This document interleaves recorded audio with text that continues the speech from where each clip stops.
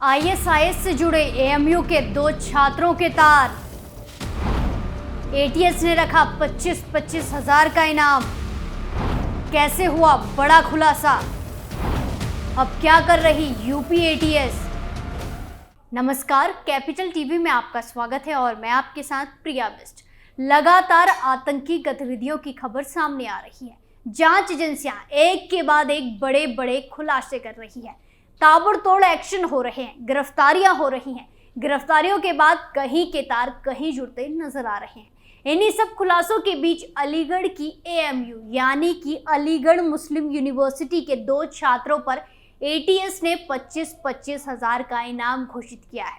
दरअसल जांच में सामने आया है कि दोनों छात्रों के तार कुख्यात आतंकी संगठन आईएसआईएस के मॉड्यूल के साथ जुड़े हैं। देश में चल रहे दुश्मन के खतरनाक खेल का यूपी एटीएस ने पर्दाफाश किया है। उसी पर आज विस्तार से बात करते हैं और जानते हैं कैसे हुआ ये बड़ा खुलासा।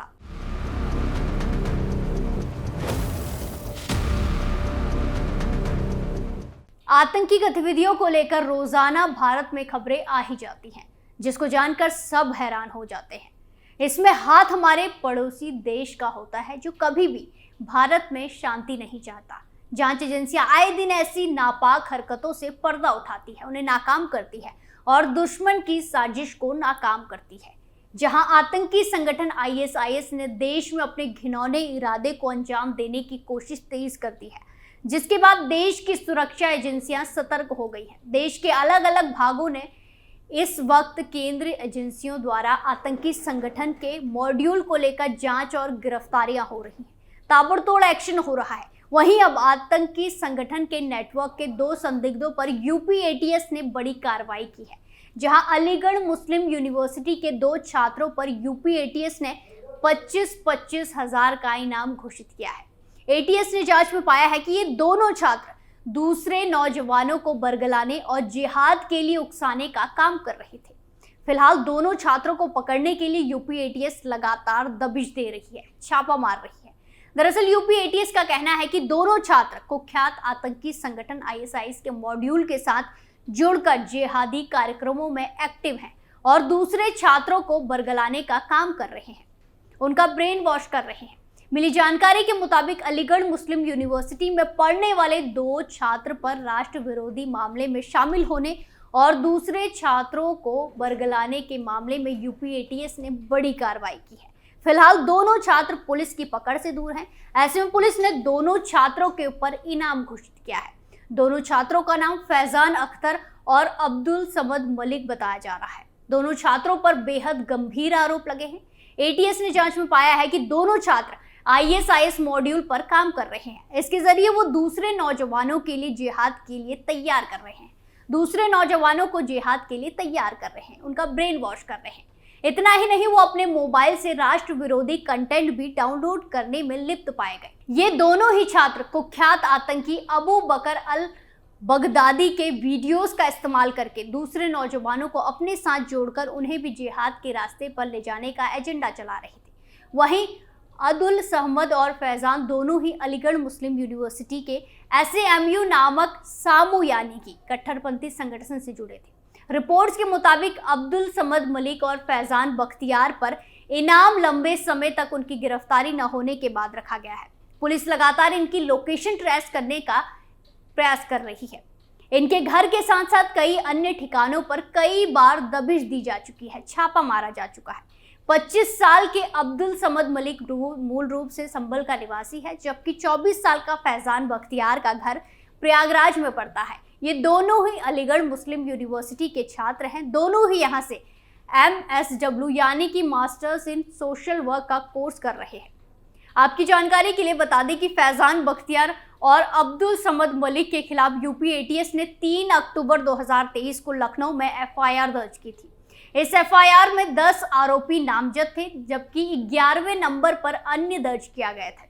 अब्दुल समद मलिक इस केस में 6वें नंबर पर है और फैजान 7वें नंबर पर है।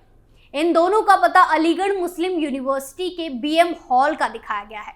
इन सभी पर आईपीसी की धारा 121 से 122 के तहत विधि विरुद्ध क्रियाकलाप निर्वहन अधिनियम 1967 के तहत कार्रवाई की गई है। जांच में सामने आया है कि इन दोनों को शहनवाज नाम के आतंकी ने जिहादी आतंकी गतिविधियों को पूरा करने के लिए कसम दिलाई थी। एटीएस की एफआईआर के मुताबिक फैजान बख्तियार और अब्दुल समद मलिक सोशल मीडिया के साथ कई अन्य माध्यमों से आईएसआईएस की विचारधारा का प्रचार और प्रसार कर रहे थे। ये दोनों अपने अन्य साथियों के साथ मिलकर कई युवाओं को कट्टरपंथ की राह पर धकेलने की कोशिश कर रहे थे।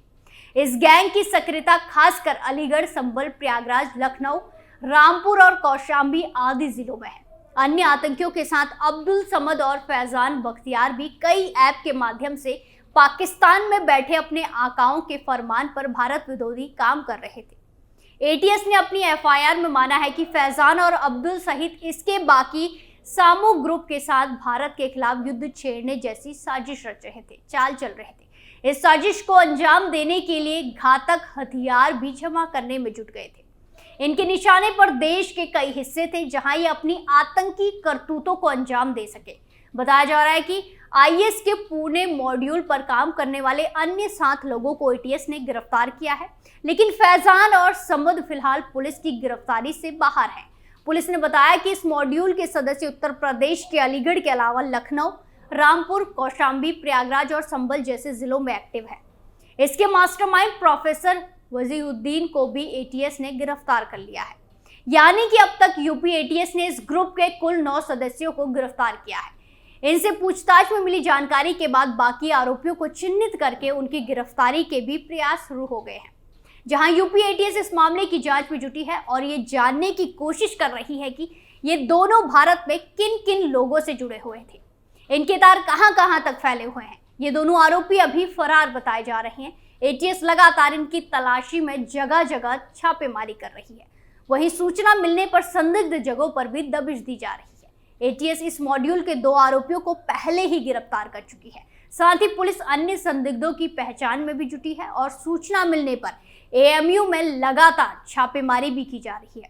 वहीं अलीगढ़ के कई संदिग्ध ठिकानों पर भी एटीएस लगातार दबिश दे रही है, छापा मार रही है। वहीं आपको बता दें कि ये पहली बार नहीं है जब देश में आतंकी संगठन के मॉड्यूल से जुड़े मामले में एजेंसियां अलर्ट मोड में हैं। ऐसी आशंका जताई जा रही है कि देश में ये संगठन धीरे धीरे अपने पांव पसार रहा है। दिल्ली स्पेशल सेल द्वारा दर्ज की गई इस मॉड्यूल मामले में एफआईआर की जांच एनआईए कर रही है। इसी सिलसिले में मुंबई से सटे ठाणे से एनआईए को कुछ ऐसे सुराग मिले हैं जो चौंकाने वाले हैं। एनआईए को शक है कि ठाणे ग्रामीण में स्थित पड़घा इलाके के बोरीवली गांव में देश भर के करीबन 200 युवाओं का ब्रेन वॉश किया जा रहा है और उन्हें रेडिकलाइज किया गया है। सूत्रों ने बताया कि एनआईए के लिए ये बड़ी चुनौती है कि वो पता लगाए कि आखिर ये दावा सही है या वो सारे युवा कौन हैं, ये लोग कहाँ, किस राज्य के किस शहर या गांव में रहते हैं और वो क्या कर रहे हैं। सूत्रों ने दावा किया है कि बोरीवली गांव में कुछ ऐसी जगह है जहां पर 4-5 लोगों का एक बैच बनाया गया था। एक बार में एक ही बैच को बुलाया जाता है और फिर उन्हें अल शाम के बारे में बताया जाता है और उनका ब्रेन वॉश किया जाता है। सूत्रों का मानना है कि ऐसा इसीलिए होता है ताकि किसी को भी शक ना हो और इस तरह से अब तक करीबन 200 युवाओं को यहाँ बुलाया गया और उनका ब्रेन वॉश किया गया। आज हमारे खास शो में हमने यूपी एटीएस की बड़ी कार्रवाई के बारे में बात की, जिसमें सामने आया कि फिर से एएमयू के 2 छात्रों के तार आईएसआईएस जैसे आतंकी संगठन से जुड़े हैं और जल्द ही उन पर भी तगड़ा एक्शन होने वाला है और वो दोनों भी सलाखों के पीछे होंगे और कई सारे अपने राज खोलेंगे। इस पूरे मामले में आपकी क्या राय है, हमें कमेंट्स करके जरूर बताएं और देखते रहिए कैपिटल टीवी। नमस्कार।